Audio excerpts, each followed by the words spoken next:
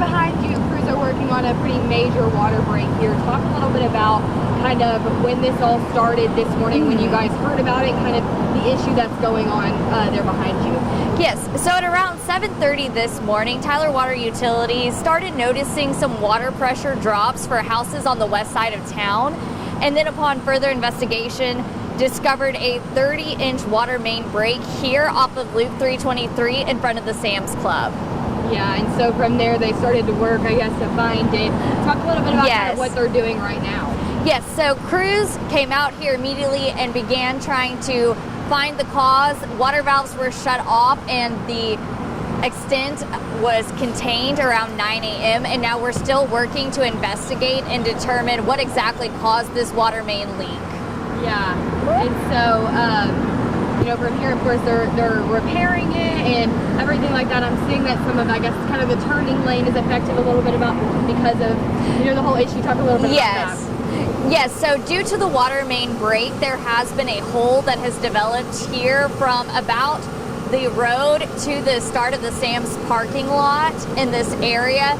You'll see Encore crews, TxDOT crews, as well as Tyler Water Utilities crews are here to make sure that all the infrastructure that was in this right-of-way easement is functioning as it should be for Encore. TxDOT is here to kind of assess the situation, as this is a TxDOT maintained roadway and sidewalk area. And so we're grateful that we have everybody out here to kind of assess what's going on and how we should best move forward. Yeah, and so now they're, you know, of course repairing it, but what does the work look like afterwards? I know you guys are working with TCEQ and like all of those different, you know, about, you know, do we expect a boil water notice, kind of, you know, what about that? So we are working with the TCEQ at this time to figure out what measures we should take next now that this water main break is contained. And so their guidance will dictate how we move forward. We have seen the water pressure start to gradually improve.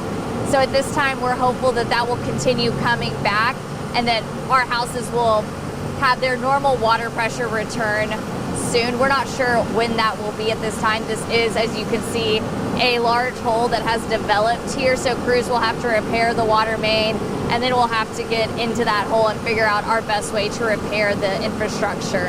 Yeah, and I know a lot of businesses and houses in the area, like you said, that's what first noticed something was going on, the water pressure was dropping. So I guess what would you tell them as we're kind of moving forward in this? Yes.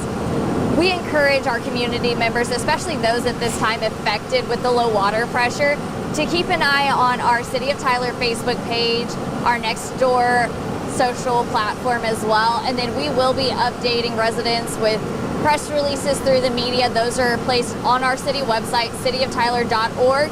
And also, if you're not signed up for the Rave Alert Smart 911 system, we highly encourage our community to sign up for that. That's how we can alert you for situations just like this about low water pressure, boil water notices, severe weather, and other things that will impact you here in the city of Tyler. Yeah, is there a timeline where this is going to be repaired, or is it kind of just up in the air? Right now, we do not have a timeline in place on repairs. We're still investigating the cause, and so once we identify that cause, that will help us greatly know how we can move forward, as well as what the TCEQ requires from us. Yeah, is there anything else that you feel like is really important for people to know that we haven't talked about here already?